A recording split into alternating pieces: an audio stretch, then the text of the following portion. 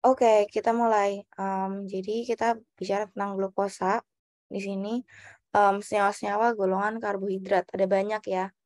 Kalau misalnya kita bicara tentang senyawa biokimia atau senyawa-senyawa yang berkaitan sama bahan dasar pembangun tubuh manusia dan juga makhluk hidup lainnya itu, maka kita akan berbicara tentang polimer dan juga monomer.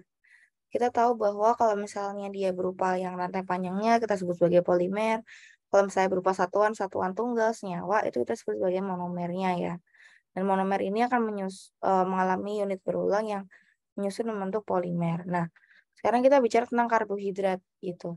Kalau karbohidrat itu dia nggak cuma ada monomer dan polimer aja tapi juga bisa berupa dimer atau trimer gitu-gitu ya atau jadi kita bisa katakan bahwa nanti kalau misalnya 2 gabung tuh entar jadi senyawa yang beda ya sifatnya bahkan beda juga.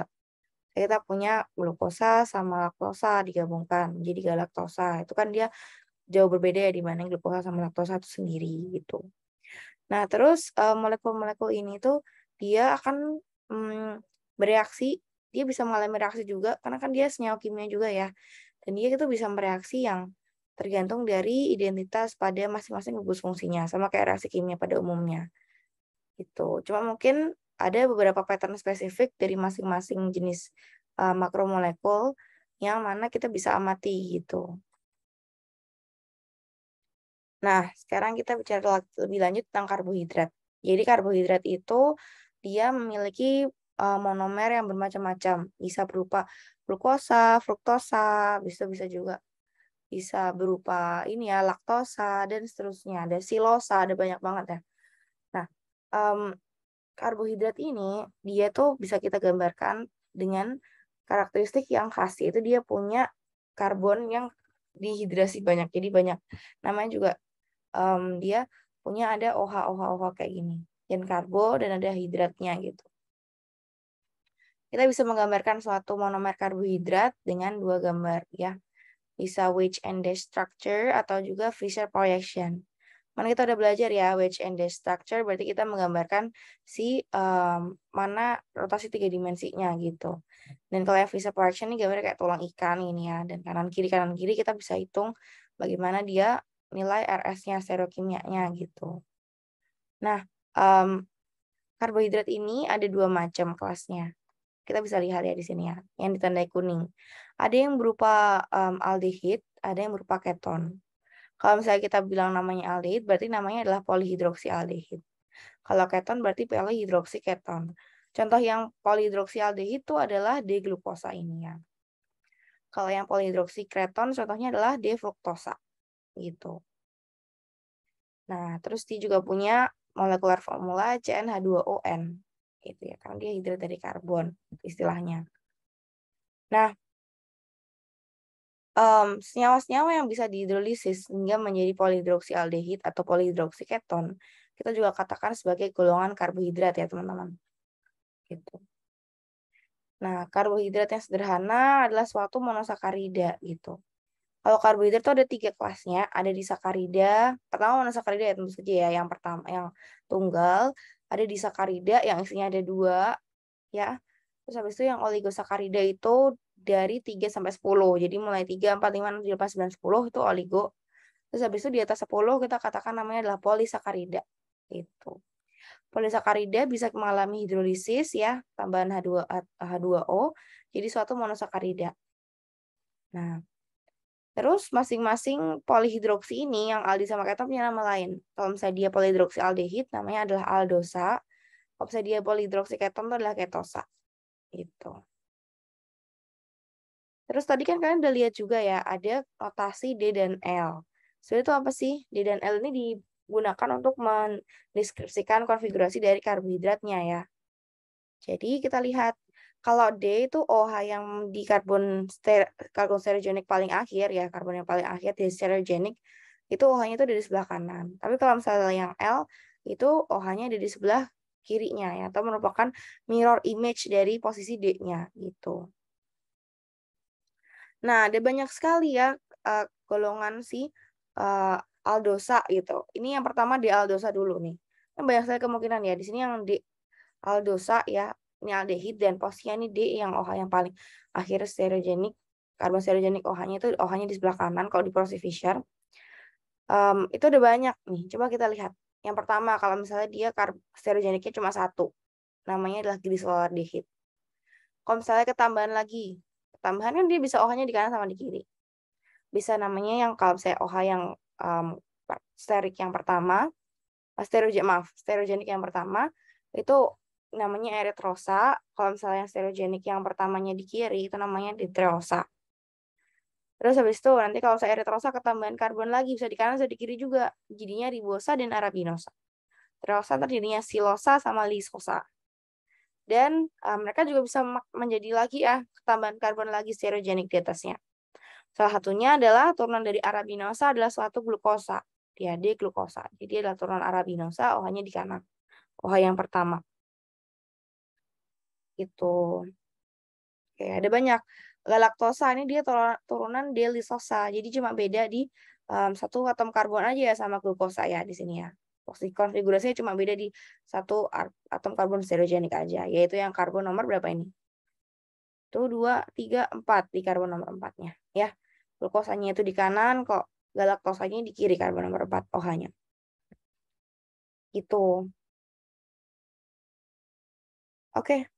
Nah, konfigurasi dari aldosa ini karena dia punya 2 buah karbon asimetrik dan juga 4 stereoisomer nih kalau misalnya dia karbon ada 4 ya.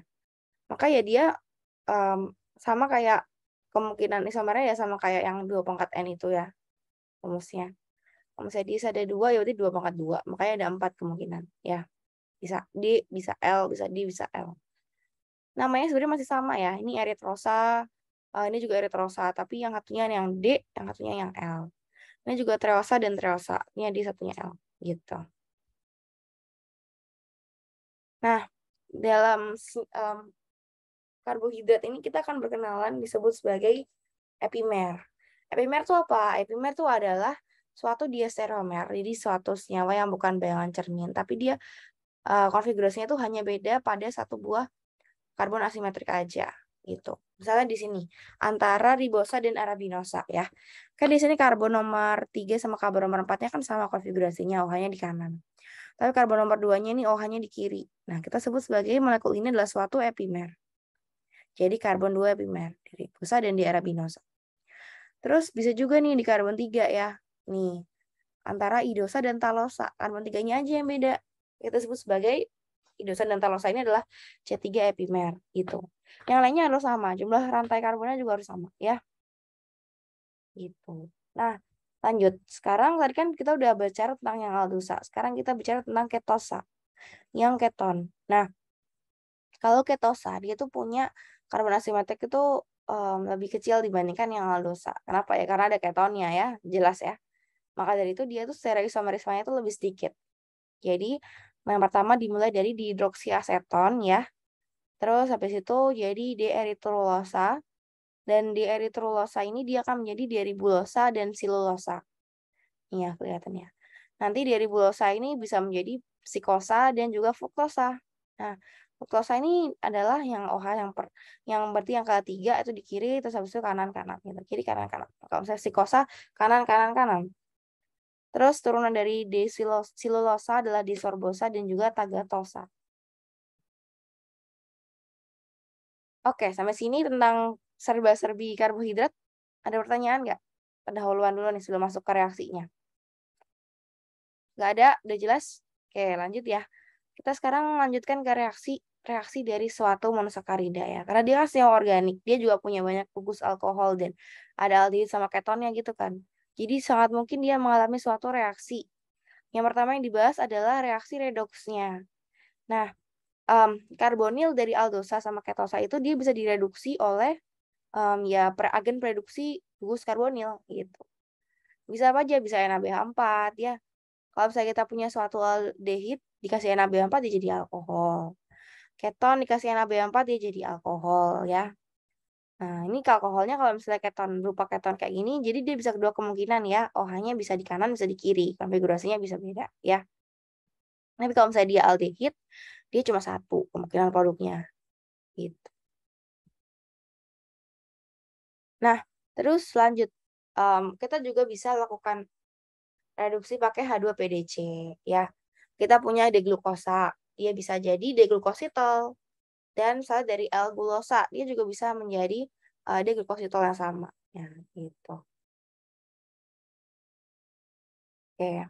Jadi ini penting ya, misalnya kayak kalian lakukan suatu reaksi untuk membedakan glukosa sama gulosa.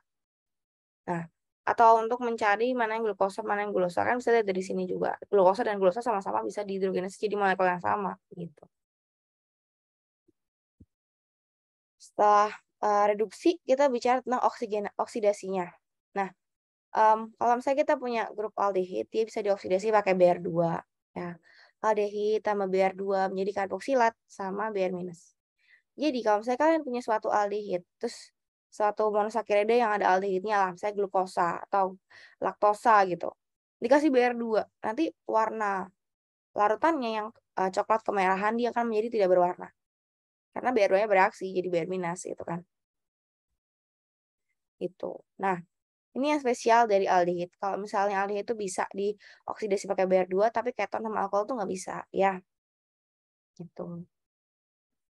Nah, terus pada larutan basa, keton tuh juga bisa dikonversi menjadi suatu aldosa ya, teman-teman. Jadi kita mulai dari misalnya kita punya fruktosa, di fruktosa yang merupakan suatu ketosa. Dengan tambahan OH-H2O, dia bakal terbentuk suatu struktur enolnya ya. Dan enolnya ini ya bisa pindah ke OH sebelahnya gitu. Gitu aja sih. Jadi suatu aldehid. Ya. Konfigurasi karbon yang keduanya bisa kanan bisa kiri. Campuran bisa ya. Gitu. Nah, terus lagi lanjut. Selain Br2, aldehid juga bisa dioksidasi sama HNO3. HNO3 mengoksidasi suatu aldehid menjadi karboksilat. Dan nggak cuma aldehidnya aja yang dioksidasi, alkohol ujungnya juga dioksidasi gitu. Kalau Br2 tadi kan spesifik buat aldehidnya aja, yang alkoholnya enggak. Karena kalau HNO3 dipanasin, dia alkohol ujungnya ini juga teroksidasi ya. Ingat ya, cuma alkohol ujung aja, yang ini enggak. Karena dia kan masuknya yang molekul yang alkohol yang sekunder gitu-gitu Kak. Nah, jadi yang alkohol primer sama aldehidnya bakal jadi teroksidasi. Jadi glutaric acid. Ini dikarboksilat kayak gini ya. Gitu. Nah, ini reaksi yang terkenal, pembentukan osazon. Jadi, kalau misalnya kita punya suatu aldosa dan atau ketosa, dia juga bisa bereaksi dengan 3 ekivalen dari fenilhidrazin, membentuk produk yaitu osazon. Jadi, kita misalnya punya glukosa. Glukosa ini kita punya karbonil aldehid sama alkohol ya, di karbon 2. Direaksikan dengan suatu fenilhidrazin. Maka fenilhidrasinnya ini ya masuk ke sini, masuk ke alkoholnya, sama masuk ke karbonilnya. Gitu. Jadi produk sampingannya adalah suatu anilin tambah NH3 sama H2H2. Nah, maka dari itu kalau misalnya kita punya epimer yang pada karbon 2, osazonnya ya sama.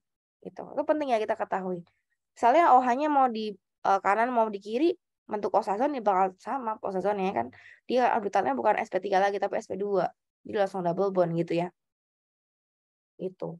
Maka dari itu juga kalau misalnya kita udah bentuk osazon, kalau misalnya kita mau lepaskan osazonnya ini, dia bakal lepas jadi 2 kemungkinan juga. Bisa jadi yang kanan OH-nya jadi karbon 2 yang kanan, atau OH-nya di kiri.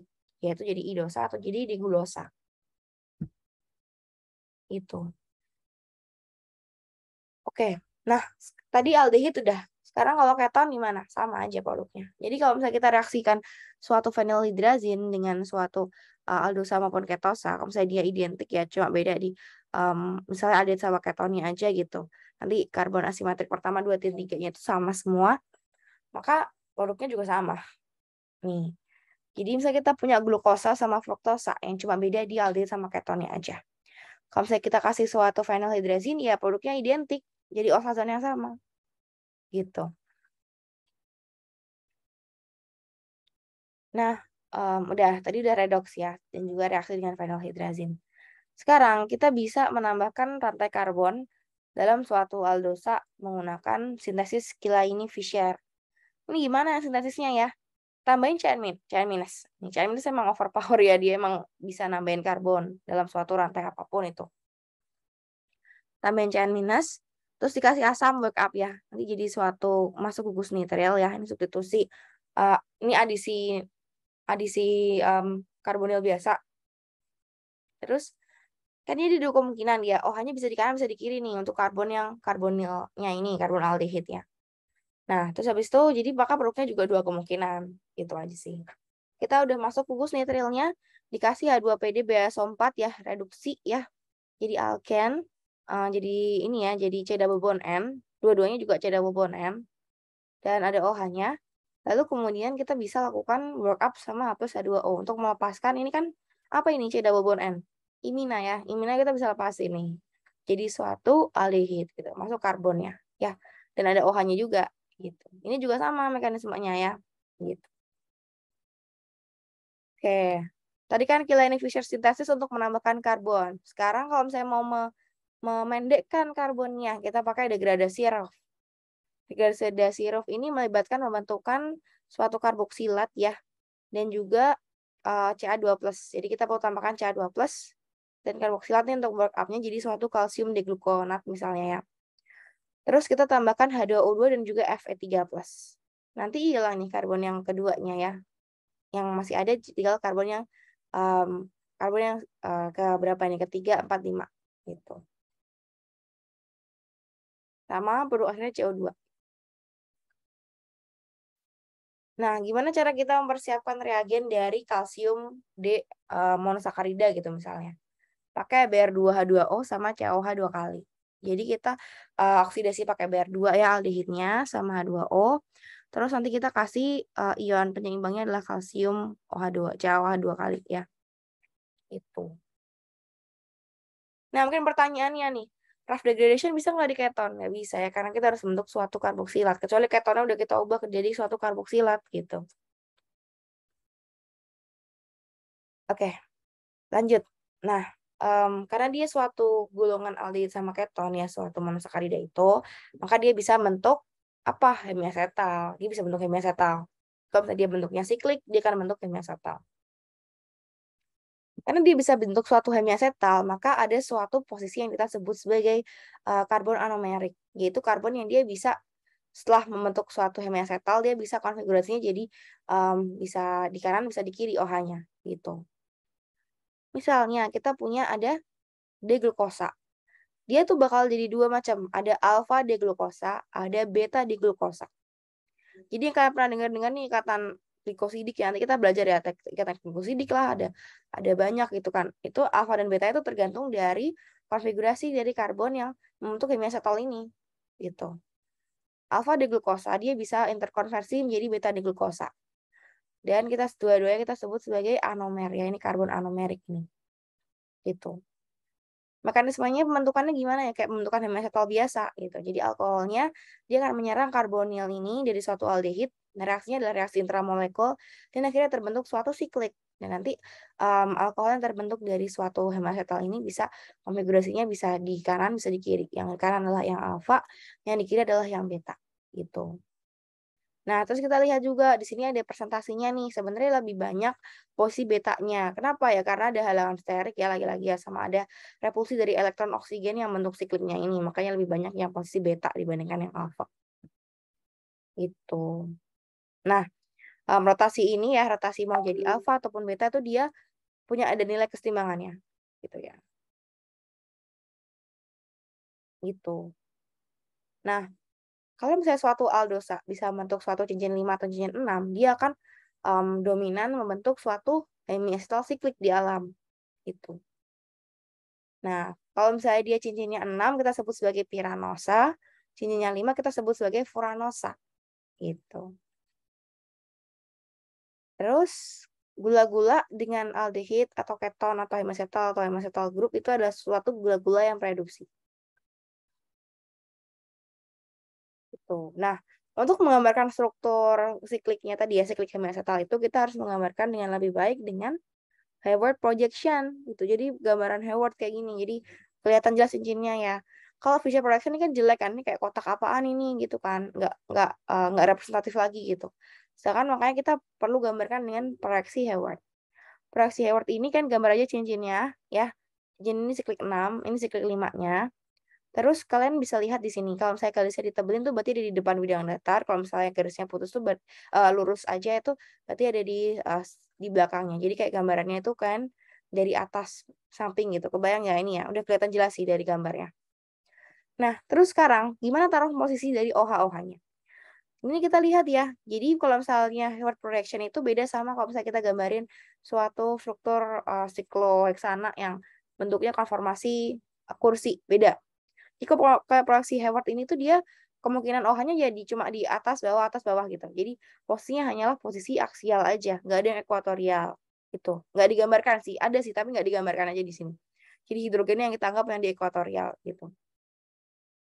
Jadi OH-nya di aksial, terus habis itu untuk menggambarkan konfigurasinya tinggal kita tulis aja. Kalau OH-nya di kanan berarti berupa proyeksi Hayward-nya itu adalah OH-nya di bawah. Ya, ini kanan di bawah, kanan-kanan berarti bawah-bawah. Baru kalau misalnya OH-nya di kiri, itu berarti OH-nya di atas. Berarti kanan-kanan atas, terus kanan lagi, berarti bawah, barulah masukkan si karbon terakhir yang ada alkoholnya ini. Gitu. Oke. Lanjut, kalau misalnya dia cincinnya 5 gimana? Ya sama juga ya. Ini kan kanan-kanan-kanan, berarti ya bawah-bawah-bawah. Gitu. Nanti posisi dari CH2OH-nya ini tuh udah pasti selalu di atas kayak ini ya teman-teman. Jadi struktur OH-nya ini tuh yang kanan sama bawah tuh tergantung dari struktur dari karbon alkohol yang terakhir ya. Nah, proyeksi Howard itu bisa membantu kita untuk melihat orientasi relatif dari grup OH-nya dalam cincin. Selain aldosa yang bisa bentuk cincin, ketosa itu juga bisa ya. Jadi ketosa bentuk cincin ya tinggal bentuk cincin aja gitu. Kita coba lihat ya, ada fructofuranosa sama fructopiranosa. Kalau tadi furan kan cincinnya 5, piran tuh cincinnya 6. Jadi mau dia berupa aldehid maupun keton dia bisa bentuk cincin 5 atau cincin 6, tergantung dari jumlah karbonnya ya. Nih kita lihat kalau misalnya yang ketosa ya berarti akan ada CH2OH-nya di dua sisi. Di karbon yang pertama ada di cincin karbon yang pertama ada berarti dia karbon satunya di sini, karbon 6-nya juga di sini gitu. Nanti OH-nya mengikuti. Ini OH-nya langsung masuk karbon 2 ya. Ini OH-nya ada di kanan berarti di bawah, OH-nya satunya lagi di kiri berarti di atas. Jadi bawah atas bawah, CH2OH CH2OH-nya akan di atas gitu. Yang piranosa juga sama ya. Nah, ini bisa kita lihat ya. Ini kalau misalnya OH-nya ada di kanan berarti di bawah.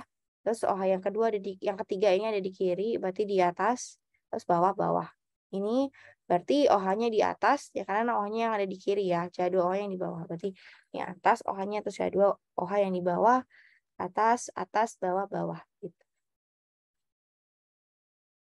Oke. Itu tadi penggambaran menggunakan proyeksi Hayward ya. Nggak bingung kan? Nggak ya, nggak boleh bingung ya. Jadi sebaiknya bisa. Nah, tadi kan kita udah bicara tentang karbon anomerik. Dia bisa mungkin membentuk posisi alfa dan posisi beta gitu. Karena kita bandingkan nih antara alfa deglukosa sama beta deglukosa dalam bentuk konformasi kursi maupun konformasi Hayward-nya. Hayward projection maupun konformasi kursinya. Kita lihat kalau misalnya dia alfa deglukosa, kan dia kalau alfa itu OH-nya di kanan. Kalau misalnya yang beta itu OH-nya di kiri ya, di karbon anomerik ini. Ini yang tanda kuning ini ya. Jangan bingung ya, ini kan sebenarnya memang ada kanan kiri kanan kiri, tapi kita yang lihat suatu karbon anomerik itu hanyalah yang di karbon yang pertama, yang dia awalnya merupakan suatu karbonil ya. Itu. Nah, kalau misalnya yang alfa deglukosa ini dia bentuk struktur proyeksi Hayward, OH-nya itu di bawah.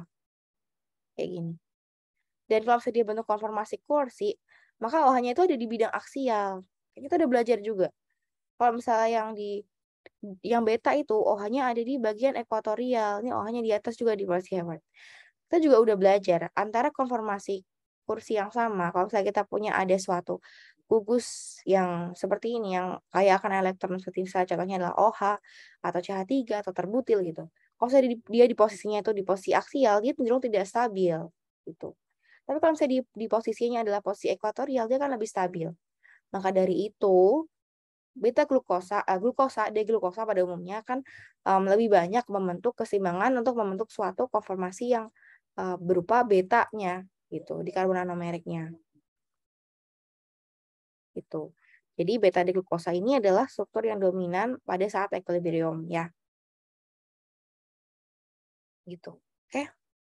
Nah, kalau kita punya suatu monosakarida yang punya banyak alkohol gitu kan, dia bisa mengalami asilasi. Ya, masuk plus asil. Ya masuk aja gitu bentuk ester nanti ya sama OH-nya di sini. Jadi misalnya kita punya asil si monosakarida, dia masuk nih OH-nya. Bisa masuk semuanya, kalau misalnya dia reagennya ekses, bisa enggak ya. Katalisnya bisa pakai pyridin, basa gitu. Oke. Terus kita juga bisa reaksikan alkohol-alkohol ini tuh dengan CH3I berlebih dengan juga Ag2O. Nanti masuk jadi metoksi ya. Jadi alkilasi dari OH groups-nya. Oke. Jadi reaksi-reaksinya ya. Terus lanjut. Tadi kan kita udah punya karbon anomerik, ada alfa, ada beta. Nah, kalau misalnya suatu karbon anomerik ini gabung satu dengan lainnya gitu. Monomer A dan monomer B itu gabung gitu. Dia bisa akan membentuk suatu ikatan glikosidik gitu. Jadi ikatan glikosidik itu adalah ini ya, kalau misalnya kita punya suatu struktur asetal atau ketal dari suatu gulanya, kita sebut sebagai glikosidik. Glikosida gitu. Glikosida. Kalau misalnya dia gabung, dia bisa membentuk glikosidik. Jadi gabungnya itu nggak cuma sama monomer yang lain, tapi juga bisa misalnya kita punya tadi ya ada etil gitu. Ini ikatan glikosidanya. Posisinya di karbon anomerik harusnya. Tuh. Nah, gimana cara kita membentuk glikosida yang tadi ya masuk suatu alkil? Ya tinggal kita lihat aja, kita bentuk bisa pakai katalis asam. Lagi-lagi protonasi dari OH-nya nanti jadi living group yang baik, kemudian nanti terbentuk double bond C dan O. Nanti akan diserang oleh suatu alkil alkohol ya, suatu alkohol primer masuk. Nah, dia bisa di dua sisi ya, bisa di kanan, bisa di atas, bisa di bawah. Kalau bisa dari bawah berarti masuk ke aksial, dari atas berarti dia masuk ekuatorial. Gitu. Dan seterusnya di work up akhirnya terbentuk suatu glikosida. Ini ada beta glikosida dan ada alfa glikosida gitu. Oke. Nah, terus kita juga bisa bentuk suatu N-glikosida, jadi sama nitrogen. Bisa nggak? Bisa, ya. Misalnya kita punya ini ya, suatu anilin sama H+ ya, dengan workup asam. Dia bisa masuk nih, anilinnya. Dia bisa masuk ke dua sisi juga, bisa di kanan, bisa di kiri ya. Gitu. Jadi berupa alfa glikosida atau beta glikosida. Nah, ada yang disebut sebagai efek anomerik. Jadi sebenarnya pembentukan suatu glikosida itu lebih disukai dari suatu alfa glikosidanya dibandingkan yang beta glikosidanya. Gitu. Kenapa? Kalau misalnya dia alfa glikosidanya itu, maka dia kan bentuknya tuh anti kayak gini teman-teman. Meskipun dia posisinya di aksial, tapi dia kan elektron-elektron ini bentuknya tuh adalah anti posisinya. Jadi trans ini posisinya. Kalau misalnya yang bentuknya itu adalah yang betanya, dia itu akan cenderung posisinya akan bisa overlap gitu. Nah, oke. Terus juga reaksi tadi dengan CH3I itu juga bisa membantu untuk menentukan ukuran dari cincinnya. Kalau misalnya kita kasih CH3I yang berlebih banget tambah Ag2O, dia bisa tuh memutuskan dari ikatan CO-nya ini. Nah, putus dan kita bisa lihat berapa jumlah karbon yang membentuk cincinnya. Gitu. Kita bisa nentuinnya dari struktur yang bentuk cincin terbukanya ya. Tuh, atau kita juga bisa dibongkar banget pakai HiO4. Ini oksidasi ya. Kan dia punya banyak banget diol-diol kayak gini ya. Kasih HiO4 udah tuh putus semuanya jadi suatu karboksilat gitu. Nanti berapa jumlah karboksilat yang terbentuk sama kalau misalnya kita punya di aldehid kayak ini, kita hitung dan kita jumlahkan berapa jumlah karbonnya gitu. Nah, ini ya. Kalau misalnya kita punya asetal dari monosakarida, dia akan teroksidasi dengan ekses HiO4. Nih, alfa hidroksialdehid akan terbentuk dari HiO4 oksidasi dan bisa dioksidasi lebih lanjut membentuk suatu asam format dan aldehid lainnya. Gitu. Nah, lanjut sekarang. Tadi kan sebenarnya untuk membentuk suatu ikatan glikosida itu lebih cenderung suka ada efek anomerik yang lebih suka membentuk suatu glikosidik yang alfa. Nah, sekarang kita bahas nih apa aja glikosidik alfa yang banyak di alam. Yang pertama, kita lihat dari yang disakaridanya dulu. Disakarida berarti ada 2 buah molekul monomer glukosa ya. Maaf, monomer karbohidrat atau monosakarida. Dan kita lihat nih, ini ikatannya adalah ikatan asetal ya antara si alfa ya satu sama lain. Contohnya adalah maltosa Dia bisa dilihat nih ikatannya adalah alfa 1,4 glikosidi. Jadi satunya adalah dari karbon 1 yang berikatan ya dari si molekul yang pertamanya, habis itu yang 4 adalah dari karbon nomor 4 yang berikatan di molekul keduanya. Gitu. Dan kalau misalnya yang molekul kedua ini mau dia bentuknya alfa atau beta ya terserah. Yang penting kita lihat di glikosidiknya ini, ikatan glikosidiknya ini apa? Apakah dia alfa 1,4 atau 1,5 atau 1,3 gitu. Nah, pada alfa maltosa, OH-nya ini akan berikatan pada suatu karbon anomer yang di aksialnya posisinya. Gitu. Dan maltosa ini adalah gula reduksi. Kenapa? Karena masih ada ini ya. Masih ada suatu OH yang lainnya ini yang merupakan bagian dari karbon anomer yang awalnya adalah suatu aldehid. Jadi ada suatu gula reduksi. Gitu. Contoh lainnya adalah selobiosa. Ini adalah ikatannya beta 1,4 glikosidik. Nah, dia juga masih ada nih gugus ininya. Gugus karbon anomerik OH-nya ini. Makanya kita sebut sebagai selobiosa ini sebagai suatu gula reduksi. Gitu. Nah, lanjut laktosa nih antara galaktosa dan glukosa. Nah, galaktosa sama glukosa ini ikatannya beta 1,4 glikosidik ya. Dan glukosanya masih punya OH yang dari karbon anomerik. Dia juga merupakan gula reduksi. Gitu.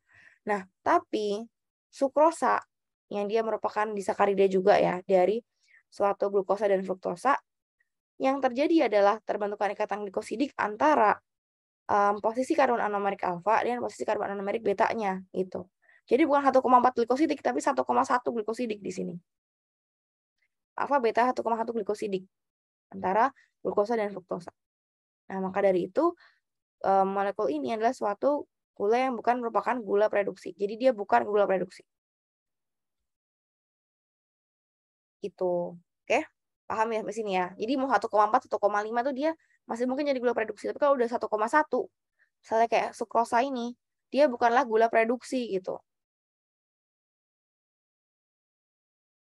Nah, lanjut. Sekarang tadi kita udah bahas tentang disakarida, kita bahas tentang polisakarida. Polisakarida itu ada dua macam ya sebenarnya. Bisa jadi ikatannya glikosidik alfa, bisa glikosidik beta ikatannya. Kalau yang glikosidik alfa ini contohnya adalah suatu amilosa ya. Ini contoh 3 subunitnya aja nih, sampelnya doang ya. 3 subunit dari amilosa. Dia katanya adalah alfa 1,4 glikosidik. Gitu. Nah, amilosa ini adalah suatu pati ya, komponen dari pati. Terus amilosa ini adalah bisa bentuk ini ya, bentuk cincin bercabang lagi yang disebut sebagai amilopektin. Amilopektin itu jadi kayak misalnya dia nggak cuma rantainya satu panjang, tapi dia juga bisa bercabang. Jadi ikatannya tuh nggak cuma alfa 1,4 glikosidik, tapi juga alfa 1,6 glikosidik. Gitu, dan seterusnya gitu. Ini adalah amilopektin contohnya ya. Jadi dia udah punya glikosida yang pertama, dia juga punya glikosida yang kedua, yaitu 1,6 di sini. Nih, alfa 1,6 glikosidik. Nah, terus juga mungkin yang kalian pernah belajar juga di biologi ya. Kalau misalnya, kenapa ya kita bisanya mencerna pati, bukan mencerna selulosa gitu misalnya. Ya karena ini. Karena kalau misalnya dia berupa pati atau starch atau amilosa ini, dia merupakan ikatannya alfa 1,4. Kalau misalnya dia berupa selulosa atau kayak yang dari tanaman gitu ya, maka dia ikatannya bukan ikatan alfa, tapi glikosidiknya glikosidik beta. Dan itu tuh kan tergantung dari enzim manusia kan. Enzim manusia kan bisa ya karena yang ikatan glikosidik alfanya. Kalau yang beta nggak bisa. Itu. Terus contoh-contoh lainnya ya selain tadi ya amilosa. Bisa juga suatu obat antibiotik gentamisin ini adalah obat antibiotik untuk yang populer lah pokoknya ya dia. Dia bisa kita lihat dia merupakan turunan dari suatu monosakarida juga, tapi ada aminnya di sini. Nah, nih. Terus selain obat-obatan juga kalian tahu golongan darah? Golongan darah di tubuh manusia itu terbentuk karena adanya gula yang berikatan pada protein permukaan dari suatu sel darah merah. Jadi kan punya sel darah merah. Sel darah merahnya itu punya reseptor-reseptor di permukaan yang dia mengandung suatu gula-gula ini. Dan golongan A, B dan O ini tergantung dari gimana sifat gula-gulanya. Kalau misalnya dia golongan A, itu dia ada asetil digalaktosaminnya. Kalau yang B itu ada digalaktosanya. Kalau yang O itu polosan kayak gini. Gitu, ya. Nih, rantai dari si glukosanya itu adalah tersusun dari degalaktosa, L-fruktosa, sama N-asetil deglukosamin yang berikatan dengan protein di permukaan dari sel darah merah.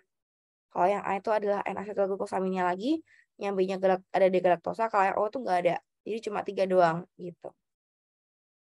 Oke, ini reaksi-reaksinya aja. Sampai sini ada pertanyaan teman-teman?